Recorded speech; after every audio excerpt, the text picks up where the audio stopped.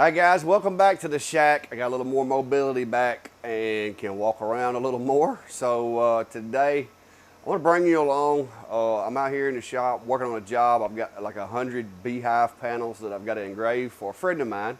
And some of you may know him, Jason over at Cog Hill Farms.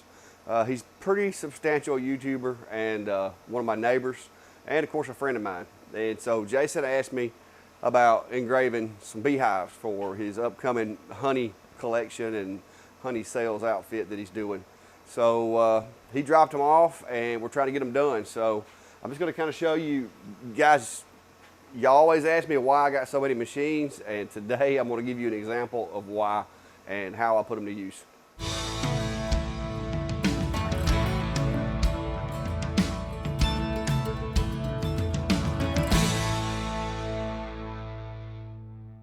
All right, guys. So this is what I haven't got done yet. Okay, this is total. I think it was a little over 100 panels. All right, and yes, with a diode laser, doing them one at a time would take forever. But I've got the X-Tool S1 set up over here. I'm running the smaller panels on it. I've got it set up with a jig, and I'm going to show you how I got that set up to where I can burn those on it without, I can just crank those out. All right, I've got the Algo Laser Alpha over here in the smaller enclosure, and I've got it cranking out the big panels along with enclosure Zilla.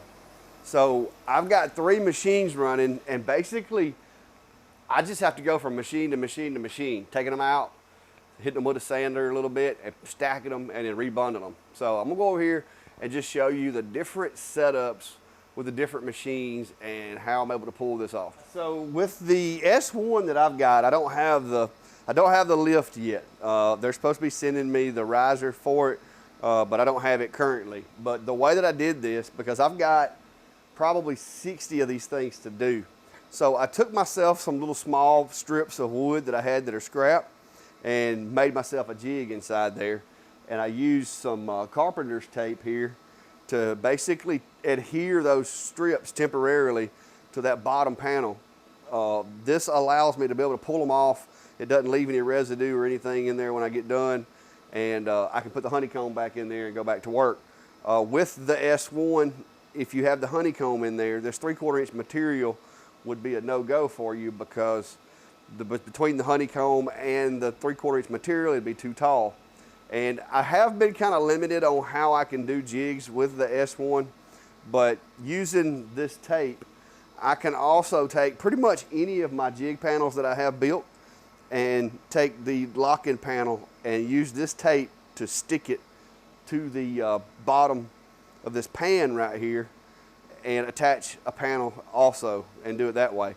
But this was something I came up with. This was quick, easy. It kept everything up here in the front of the machine, and I just decided to go with it that way.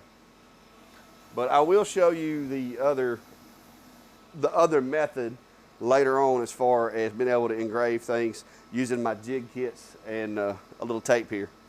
So that one's about to finish up. As soon as it does, I'll show you the reload process there. All right, so using this technique, guys, once that one finishes, I've just got to slide this one out carefully without hitting the module. This panel is done, so I'm going to go over here. I'm just going to grab me another blank, take this other blank and kind of scoot it in there, lower it into position. The way I've got this set up, the handle has to be up. Once I get that one in there, shut the door, I'm good to go. And with the X-Tool, one thing that I do like about the X-Tool S1 as compared to some of the other machines is I don't have to go over to the computer and hit the button and tell it to rerun that next file. All I've got to do is reload another blank and hit the button on the front, and it automatically says, okay, you want me to burn that same thing, so let me do it again. So that's kind of cool with what X-Tool's done with their software, especially for batching out stuff like this. Also, like I said, I've got all the other machines working as well right now. I do want to show you something in this one just to kind of give you an example of what I can do with the X-Tool S1 also. I can take one of my interchangeable locking panels, and it really doesn't matter what machine, because I'm not using the leg holes to hold the panel in place. And just like I use in my other machines where I put that locking panel in there and then I have the teeth, and it accepts these panels. All I've got to do is take some of that carpenter's tape there, which is a temporary tape that you can peel up relatively easy, and take that carpenter's tape and adhere that locking panel to the floor of the machine, and then I can snap these in there, and I can use these in the S1 as well. Now, to do it this way, you're gonna have to take the honeycomb out. So if you're gonna be doing a lot of cutting, which typically if you're using a jig, you're doing engraving, not cutting.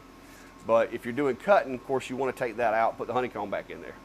All right, and a lot of people ask me too, they're like, how do you run several machines and several softwares on the same computer? Well, one thing that I will tell you guys is get yourself an extra monitor. As you can see, I've got XCS on the bottom screen here. It's powered up, which I really don't need it because I just hit the button on the front of the S1 and it runs the next job. It just basically says, okay, whatever I did last, I'm gonna do it again when you hit that button. So I don't really need this screen, but it does pop up and do stuff, so that I just gave it the bottom screen. Up here on the top, this screen, this instance of Lightburn is controlling this machine, and I try to put it on the right with the machine, and then this one is controlling this machine on the left. And so I've got them kind of minimized. You can't really see everything, but the important part is just to be able to see hit that start button. So once it gets finished and I take one out and put it back, I just go over and hit the start button and start the next one. I was gonna see if one of them was fixing to be done, and I could demonstrate that to you. But with using the square and jig in these machines, it makes it really easy too, because I just pull the panel out, set it in there, make sure it's securely against it, and I just hit start. I don't have to frame, I don't have to do anything, I don't have to measure, I don't have to mark centers. I just take one out, put another one in. It's that simple. And so I'm gonna go over here and, well, this guy just finished up. So we'll show you how this works. So when it finishes, just gotta open the door, lift that one out, and you can see that one's nice and burned. I am running air assist, so you're gonna get a little bit of scorching, but I'm doing that to give me that deep, dark burn. And I just hit it with some sandpaper ever so lightly to just get that off of the surface. And now I just come over here. I got my other one. Set it in there, make sure it's securely against the jig. Shut the door and hit start. And so now it's nice doing the next one. And when you have 100 and something of these things to do, guys, time is money, okay? I'm not charging a lot to do these burns. So if I was having to sit here and just do one at a time, I'd be losing my rear end on it. But because I can do 3 of them simultaneously like this, I can make a little bit more money. You know, Jason's getting the family discount anyway, so I'm having to maximize my time to try to make sure I don't lose money on a job anyway. But anyway, guys, this is kind of a day in the life here in the shack, especially when I got one of these big jobs like this. And yeah, I consider this to be a big job. It's 100 or so panels, which is basically just their logo. And I think it's 86 millimeters tall by 50 something wide. So it's not that big of a burn, doesn't take that long, but I've got the machine set up to burn it really deep and really hot because we want the logo to be visible even after these things have weathered out in the sun. So I've got to get it, I can't just paint the surface. I've got to dig it in a little bit so that it'll be there and last the lifetime of these hives. So, but that's what I'm up to today, guys, and I'll walk you over here and just kind of show you the final part of what I have to do once I get these things done. All right, so the S1 has finished up another one while we were doing our little laps. So I'm gonna go ahead and take this one out of here. Like I said, guys, you just slide this guy out and there's the burn. It's nice and dark.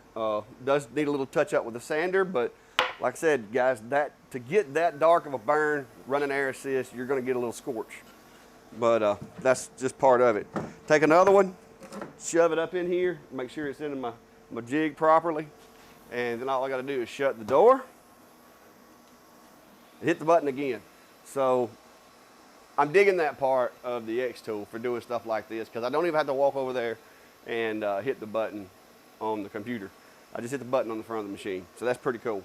But once they come out, like I said, they're gonna have a little bit of char on them like that. But these are rough fresh made beehives. So just take the sander and hit them with a sander for a second.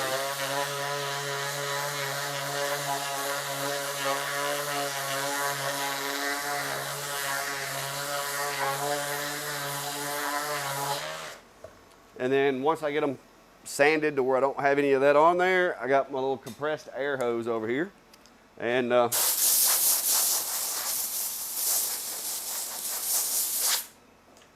hit it with a little air, and there you go. Another one done.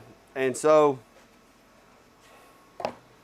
it's that simple, guys. I've got, like, this is what I've basically done all these since I started doing the video, and I've got another one over there done. So this should be my 10th one. All right, guys, so once I get 10 of them done, what I've been doing, he sent them over here in 10 bundles of 10. So 1, 2, 3, 4, 5, 6, 7, 8, 9, 10. So once I get all 10 of them done, these have been engraved and hit with a sander, and I blew the engrave out with the compressed air just to kind of make the engrave look a little better too. Makes it look clean. So once I get that done, guys, I just stack these things up.